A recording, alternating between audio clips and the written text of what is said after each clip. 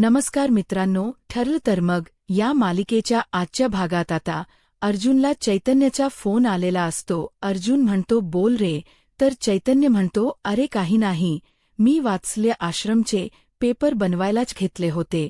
परंतु आता मला एक सांग, वाचले आश्रमचे संस्थापक म्हणून आता आपल्याला सायली वहिनीचंच नाव टाकायचं आहे ना?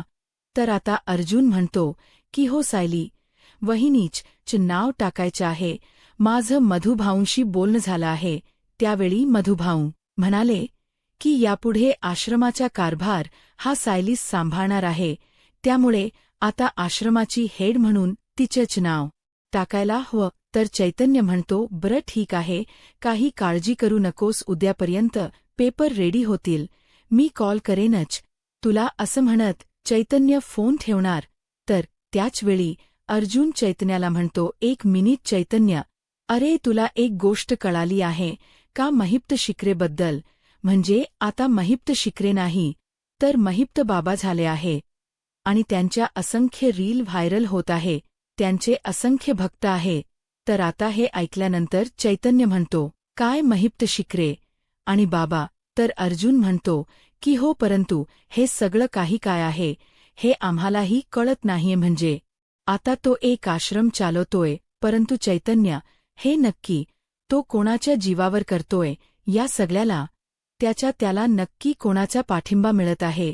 पैशाची मदत नक्की कोण करत आहे? कुठल्या सोर्सकडून त्याला पैसे मिळत आहे? आणि हे सगळं काही कोणामुळे शक्य होते? हे सगळं काही आपल्याला शोधून काढावं लागेल. तर चैतन्य म्हणतो हो, तू काळजी करू नकोस, उद्यापर्यंत याही गोष्टीचा मी शोध लावेनच, असं म्हणत चैतन्य आता अर्जुनचा फोन ठेवतो. तर आता अर्जुन विचार करत म्हणतो की महिप्त बाबा, आता नक्की याला फंडिंग कुठून होते हे शोधावंच लागेल. तर दुसरीकडे इथे हॉस्पिटलमध्ये आपल्याला पाहायला मिळतं की प्रियाने नागराजची अवस्था इतकी वाईट करून ठेवलेली असते की नागराजला या सगळ्याचा इतका त्रास होत असतो, पण प्रियाला मात्र हसू येत असतं. आता प्रिया नागराजला त्या एका मुलीचा फोटो दाखवत म्हणते की काल वाचल्या आश्रममध्ये ते काका 2 मुलींना घेऊन आले आहे, त्यातील ही एक मुलगी आहे आणि हिलाच आपण तिथून उचलायचं आहे, हिलाच गायब करायचं आहे आणि सचिनच्या ताब्यात द्यायचं आहे. खरं तर या मुलीचं डील सचिनने अगोदरच केलं आहे. या मुलीची किंमत काय लावायची याबद्दलच डील सचिनच अगोदरच झालेला आहे. तर नागराज प्रियाला म्हणतो की मुलीचा डील? तर प्रिया म्हणते साधी सुधी मुलगी नाही, वाचल्या आश्रमात आश्रयासाठी आलेली मुलगी. आणि हे रकेट कोण चालवणार? जी वाचले आश्रम चालवते तीच म्हणजेच सौ सायली. अर्जुन सुभेदार ती मुलगी. आता तिच्या नातेबाईकांसोबत अर्जुन सायलीच्या डोळ्या देखत राजरोजपणे आता त्यांच्या नातेबाईकांसोबत त्यांच्या घरी जाणार. आता मात्र प्रियाच बोलणं नागराजला काही कळालेलं नसतं आणि म्हणूनच नागराज प्रियाला म्हणतो एक मिनिट, तू आत्ताच म्हणालीस ना ही मुलगी आपल्याला सचिनच्या ताब्यात द्यायची आहे, मग हे नातेवाईक कुठून आलेत मध्येच? आता तू बोलतेस की या मुलीला नातेवाईकांकडे सोपवायचं, काय बोलतेस नक्की तू? अगं प्रिया, काहीतरी कन्फ्युजन असण्यासारखं बोलतेस, काहीतरी नीट समजावून सांग ना मला. तर आता प्रिया नागराजला शांत राहायला सांगते आणि म्हणते शांत राहायचं आणि शांतपणे सगळं काही ऐकून घ्यायचं. तर नागराज आता प्रियाला म्हणतो प्रिया, तर दुसरीकडे आपल्याला पाहायला मिळत की सायली आणि अर्जुन आश्रमचा रेकॉर्ड चेक करत असतात. तर त्यावेळी अर्जुन सायलीला म्हणतो बायको, मी आश्रमचा सगळा रेकॉर्ड अगदी व्यवस्थित पाहिला आहे आणि अगदी व्यवस्थित आहे, त्यामुळे काळजी करायचं कारणच नाही. आणि आता बायको, तुझा अकाउंटसुद्धा ॲक्टिव्ह झालेला आहे. खरं तर हे सगळे डॉक्युमेंट मी आता माझ्या सीएला पाठवून ठेवतो, म्हणजे तू कधीही त्याला कॉल करून सगळ्या माहितीबद्दल विचारू शकतेस. आता इथे अर्जुन सायलीशी बोलत असतो, पण सायली मात्र कुठल्या तरी विचारात हरवून गेलेली असते. अर्जुनच्या बोलण्याकडे तिचं साधं लक्षही नसतं. तर त्यावेळी आता अर्जुन सायलीला म्हणतो बायको, काय झालंय, कुठे आहे तुझं लक्ष? असं म्हणत तिला भानावर आणत म्हणतो बायको, मी जे काही बोलतोत याकडे लक्ष आहे ना? तर सायली अर्जुनला म्हणते की या सगळ्या मुलांना ना आपण निदान कुठून आलोय हे सगळं आठवतं. तरी त्यांना त्यांचे आईवडील तरी आठवतायत, पण मला तर काहीच आठवत नव्हतं. मधुभाऊंना मी ज्या दिवशी सापडले त्या दिवशी मधुभाऊंनी माझ्याशी बोलण्याचा प्रयत्न केला, या सगळ्याबद्दल मला विचारण्याचा प्रयत्न केला, परंतु त्या दिवसाबद्दल मधुभाऊ माझ्याशी बोलले किंवा मी जर आठवण्याचा प्रयत्न केला तर मला त्रास व्हायचा. मी तर कधी स्वतःचे फोटो सुद्धा बघू शकत नव्हते, कारण मला खूप त्रास व्हायचा आणि त्यामुळेच माझ्या गाठवड यात नक्की काय आहे हे मधुभाऊंनी मला कधी दाखवलंच नाही आणि म्हणूनच माझे आई बाबा सापडायला बरोबर 25 वर्ष लागलीत. तर आता अर्जुन सायलीला म्हणतो, हो, परंतु 25 वर्षानंतर का होई ना, पण तुझे आईवडील आता तुझ्या जवळच आहेत ना, तुझ्या सोबतच आहेत ना? तर सायली म्हणते, हो, हे सगळं काही मला मान्य आहे, परंतु या मुलांच्या बाबतीत उशीर व्हायला नको. तर दुसरीकडे प्रिया तिच्या प्लॅन नागराजला सांगत म्हणते, काय आहे ना तुमच्या डोक्यातील मेंदू आहे ना, तो जरा सडला आहे. अहो, तुमच्या इतकंही लक्षात येत नाहीये का आपण त्या मुलीला तिच्या नातेवाईकांकडे देणार? तिला आपण किडनप करणार आहोत, तिला आपल्या ताब्यात घेणार, म्हणजे तिला जो नातेवाईक आणायला जाणार तो आपलाच माणूस असणार ना? आता तर माझ्या सोर्सकडून मला माहिती मिळाली आहे आणि आता ती माहिती त्याला फक्त बोलायला लावायची, म्हणजे तिथे गेल्यानंतर तो खराखुरा नातेवाईक वाटायला हवा.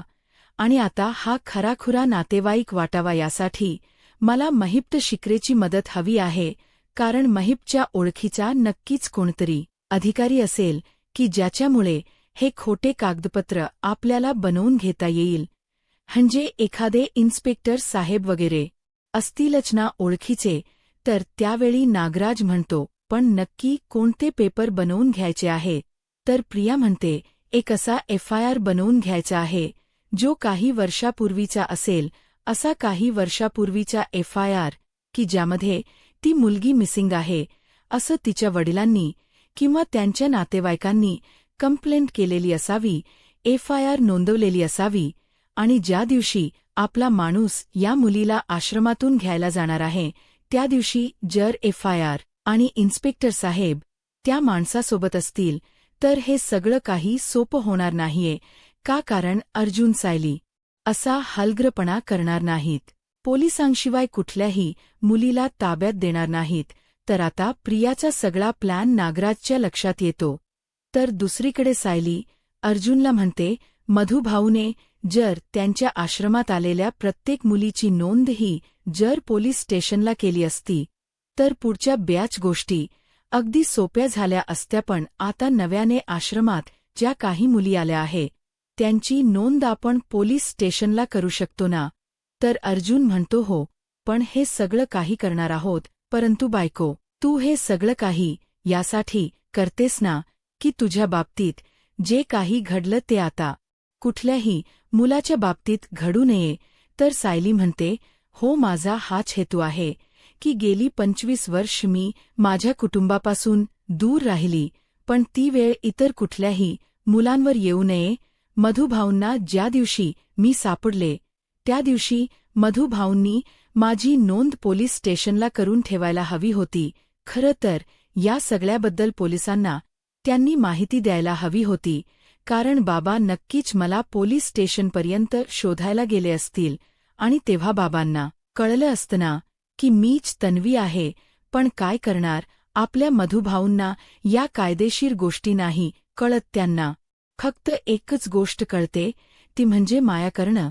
तर अर्जुन सायलीला म्हणतो, डोंट वरी बायको, काळजी करू नकोस, तेव्हा झालेली चूक पुन्हा होऊ नये यासाठीच तर आपण आलेल्या प्रत्येक मुलांकडून हा फॉर्म भरून घेतोय ना? तर सायली म्हणते की हो, याच्यापैकी कुठल्या तरी मुलाला आपण जी माहिती ठेवतोय त्याची नक्कीच मदत होईल, त्याला त्याचे आईवडील मिळतील.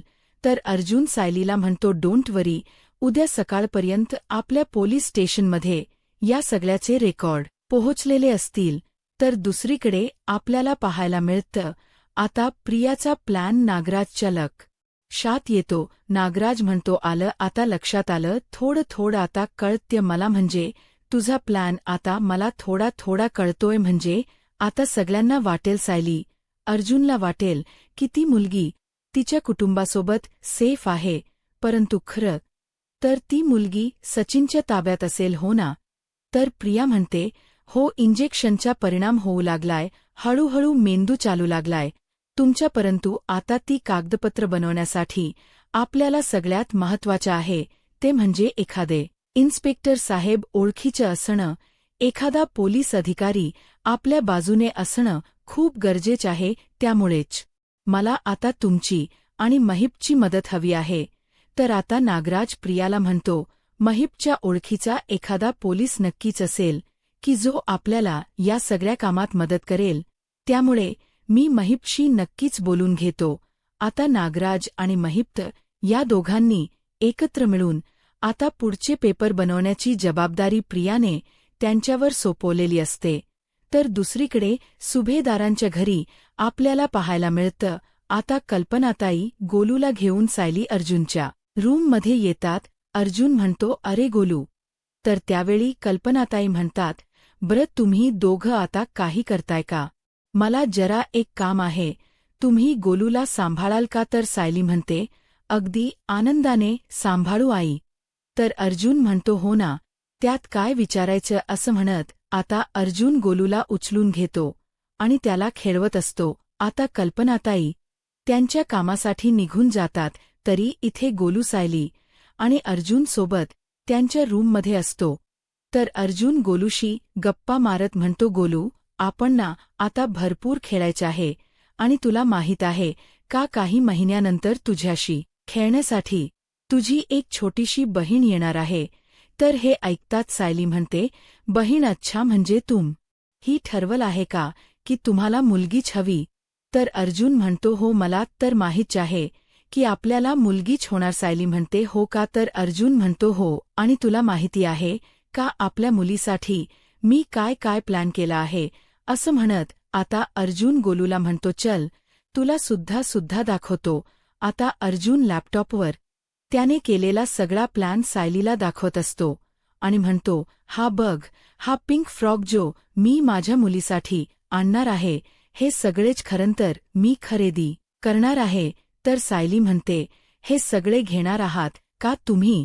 तर अर्जुन म्हणतो, हो. तर सायली म्हणते, म्हणजे ती फक्त काही पिंक कलरचेच फ्रॉक करणार आहे का? तर अर्जुन म्हणतो, नाही, बाकीचे पण सिलेक्ट केले आहेत मी आणि ते सुद्धा मी बघून ठेवलेच आहे. आणि हो, ही बघ, ही स्कूटर. तर सायली म्हणते, स्कूटर म्हणजे आपली मुलगी 18 वर्षानंतर काय वापरेल हे सुद्धा तुम्ही ठरवून ठेवले का? तर अर्जुन म्हणतो, ऑफकोर्स, माझ्या मुलीमध्ये तन्वी आणि सायली या दोघांचेही गुण असतील, त्यामुळे मला या सगळ्या गोष्टी अगदी व्यवस्थित माहीत आहे आणि ती मला बेस्ट बाबा व्हायचे की नाही. तर त्याचवेळी गोलू रडायला लागतो. तर अर्जुन गोलूला सांभाळत असतो. तर सायली अर्जुनला प्रश्न करत म्हणते, पण समजा आपल्याला मुलगा झाला तर अर्जुन म्हणतो, ऑप्शनच नाही, मला माहीत आहे की आपल्याला तुझ्यासारखी म्हणजे सायली आणि तन्वीसारखी अगदी गोड मुलगी होणार आहे. असं म्हणत आता अर्जुन गोलूला सांभाळत असतो. गोलू रडत असतो तर अर्जुन त्याला खेळवत असतो आणि त्याचवेळी अर्जुन शांत होतो आणि म्हणतो, गरम गरम काहीतरी फील होत्य. असं म्हणत अर्जुन गोलूला म्हणतो, गोलू, काय केलेस तू? तर त्यावेळी सायली हसतच म्हणते, आपल्याला ज्यावेळी मुलगी होईल त्यावेळी तुम्ही तिला सुद्धा असंच विचारणार का गोलू? तू अगदी छान केलंस, परंतु हो, आता तुम्ही या सगळ्या गोष्टींची सव्य करून घ्या. अर्जुन म्हणतो, हो, सव्य तर करून घ्यावीच लागेल. तर गोलू रडताच अर्जुन म्हणतो की हो, करूयात असं म्हणत आता सायली मात्र अर्जुनची मज्जा घेत असते. तर दुसरीकडे आश्रमात आपल्याला पाहायला मिळतं, सर्वजण एकत्र जेवणासाठी बसतात आणि श्वेता त्या सगळ्यांना जेवण वाढत असते आणि जेवण वाढत असताना ती मुलांची चौकशीही करत असते. आता श्वेता मानसीला विचारते, मानसी, अभ्यास झालाय ना सगळा? तर मानसी म्हणते की हो श्वेताताई, माझा अभ्यास झाला आहे. तर श्वेता म्हणते, आता तुला तुझ्या मैत्रिणींना सुद्धा सांभाळायचे आहे, त्यांची सुद्धा काळजी घ्यायची आहे, म्हणजे त्यांना सुद्धा हे आश्रम आपलंच वाटायला हवं, म्हणजे तुला कसं हे आश्रम म्हणजे तुझं स्वतःच घर वाटते, मग त्यांना सुद्धा अगदी तसंच वाटायला हवं. तू घेशील ना त्यांची काळजी? तर मानसी म्हणते की हो, खरं तर आमची सगळ्यांचीच खूप छान मैत्री झाली आहे. माझी पुस्तकसुद्धा मी त्यांना दाखवलीत. तर त्यावेळी आर्या मानसीच कौतुक करत म्हणते, वा ब, सगळ्यांनी आता आता पटापट जेवायचे आहे. आणि आहेत सायली त्यांना मायेचा आधार देत आणि त्यांना सावरत म्हणते, बरं मला सांगा की तुम्हाला काय खायला आवडणार आहे, म्हणजे तुम्हाला जेवण काय आवडतं? तर त्यामुळे काहीच बोलत नाही. तर सायली म्हणते, मला ना इडली आणि थालीपीठ खूप आवडतं. तर त्या दोन्ही मुली सायलीकडे पाहतात. सायली म्हणते, सांगा ना तुम्हाला खायला काय आवडतं? तर त्यातील एक मुलगी म्हणते, मला ना ओली भाजी आवडते. तर त्यावेळी सायली म्हणते, अच्छा, म्हणजे तुला पौष्टिक खायला आवडत? तर सायली आपल्या लहानपणीच्या आठवणी सांगत त्या मुलींना ना म्हणते, मी ज्यावेळी तुमच्या एवढी होती ना त्यावेळी मी भाज्या अजिबात खात नव्हते. खरं तर मी पौष्टिक अजिबात खात नव्हते, पण मधुभाऊ या सगळ्या भाज्या मला जबरदस्तीने खाऊ घालायच्या. सायली त्यांच कौतुक करत म्हणते, तुम्हा दोघींचे केस खूप छान आहे, म्हणजे एकदम दाट आहे, जाडसर आहे आणि मौसूद आहेत. खरंच मला तुम्हा दोघींचे केस खूप आवडले आहेत. आता सायली त्या दोन्ही मुलींना बोलत करण्याचा प्रयत्न करत असते. तर आता ती दुसरी मुलगी बोलत सायलीला म्हणते, ताई तुझे केस सुद्धा खरंच खूप छान आहे. तर त्यावेळी सायली म्हणते, हो का, पण मी ज्यावेळी तुमच्या एवढी होते ना त्यावेळी अशीच लाजायची, अशीच घाबरायची, पण तुम्हाला घाबरण्याची किंवा असं राहण्याची काही गरज नाही, कारण हे तुमचेच खरं आहे. तर दुसरीकडे अर्जुन इन्स्पेक्टर सावंत यांना म्हणतो, इन्स्पेक्टर सावंत आश्रमात आलेल्या सगळ्या नवीन मुलांची आणि जुन्या मुलांची यादी, त्यांची माहिती ही सगळी या फाईलमध्ये आहे. त्यामुळे जर त्यांचे आईवडील आले किंवा त्यांचा शोध घ्यायचा असेल तर तुम्हाला ही फाईल उपयोगी ठरेल. तर आता इन्स्पेक्टर सावंत म्हणतात की हो, ही फाईल खरंच आम्हाला उपयोगी ठरेल. खरं तर अशी आश्रमात राहणारी मुलं किंवा घरी काम करत असणाऱ्या स्टाफची माहिती पोलीस स्टेशनला देणं हे खूप गरजेचं आहे, पण हल्ली या सगळ्या गोष्टी कोणी करतच नाही. तर अर्जुन म्हणतो, डोंट वरी, परंतु आश्रमात येणाऱ्या प्रत्येक व्यक्तीची माहिती, प्रत्येक मुलांची माहिती ही पोलीस स्टेशनला दिली जाईल. आपण जर या मुलांची माहिती शोधत राहिलो तर नक्कीच आपण त्यांच्या आईवडिलांपर्यंत पोहोचू. तर इन्स्पेक्टर सावंत म्हणतात की हो, अगदी खरं आहे.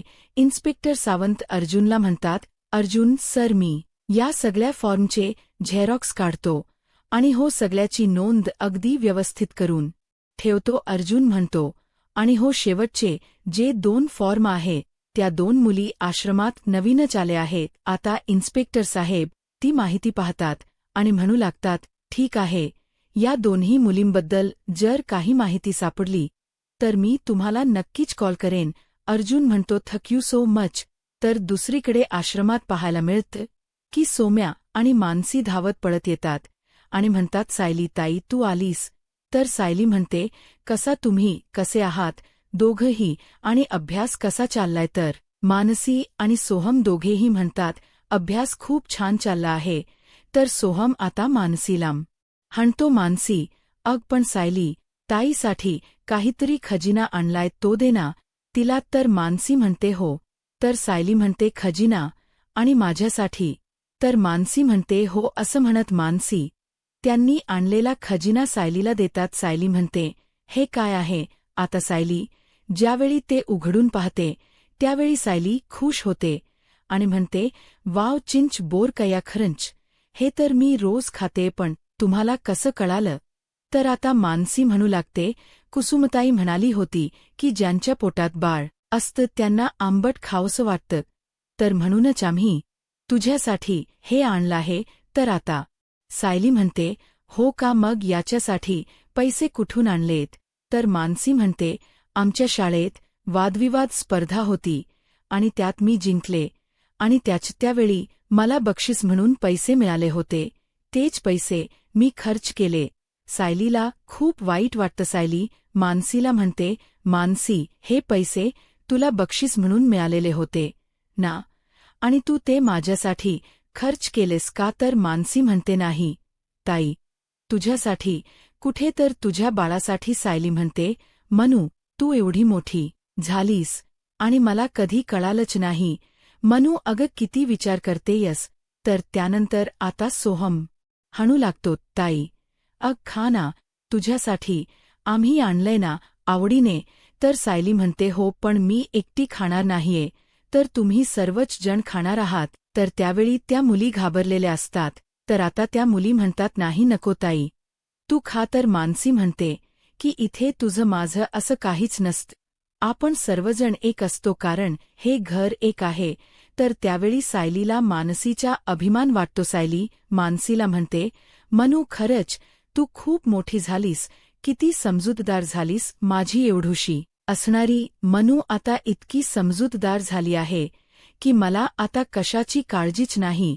तर त्यावेळी सायली आता तिथे असणाऱ्या अंकिता आणि सगळ्यांनाच बोलावून घेते आणि म्हणते, चला, आपण सगळ्यांनीच ही बोर कैया खायचे आहेत. सायली म्हणते, पण मानसी, खरंच तुम्हा दोघांच कौतुक करावं तितकं कमी. तर सोहम म्हणतो, मग काय आता, तर आम्ही बाळाचे होणारे ताई दादा आहोत. तर सायली म्हणते, हो, नक्कीच बाळा, ऐकतोयस ना, हा तुझा सोम्या दादा आहे, आणि ही तुझी मानसी ताई, ही सोनल ताई आहे, ही दिव्याताई, आणि हा तुझा श्रेयस दादा, आणि ही तुझी अंकिता ताई. तर त्यावेळी मानसी म्हणते, हाय बाळा, तू लवकर ये ना, खरंच आता आम्ही किती वाट बघतोय, तुझी वाट बघून बघून हाला सुद्धा कंटाळा आलाय.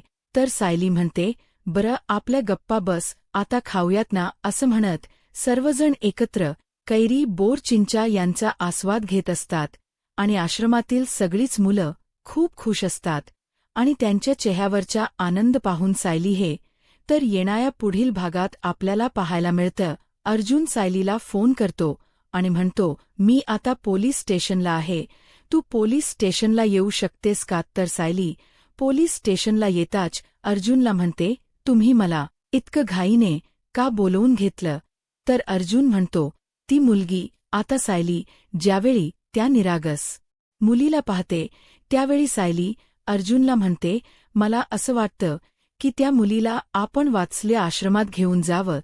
तर आता सायली वात्सल्य आश्रमात येताच मधुभाऊ सायलीला म्हणतात, ही खास भेटवस्तू खास माणसांसाठी. सायली मधुभाऊंना विचारते की काय आहे ही मधुभाऊ? तर सायली म्हणते, उघडून तरी बघ. आता ज्यावेळी सायली उघडून पाहते त्यावेळी अर्जुन म्हणतो, वात्सल्य आश्रमचे चीफ म्हणून तुमचं नाव मिसेस सायली. अर्जुन सुभेदार. आता हे ऐकल्यानंतर सायलीच्या डोळ्यामध्ये आनंद अश्रू असतात, परंतु प्रिया हे आनंद अश्रू जास्त काळ टिकू देईल का? आता पुढे काय होईल हे पाहायला आत्ताच माझा महाराष्ट्र या यूट्यूब चॅनलला सबस्क्राईब करा. धन्यवाद.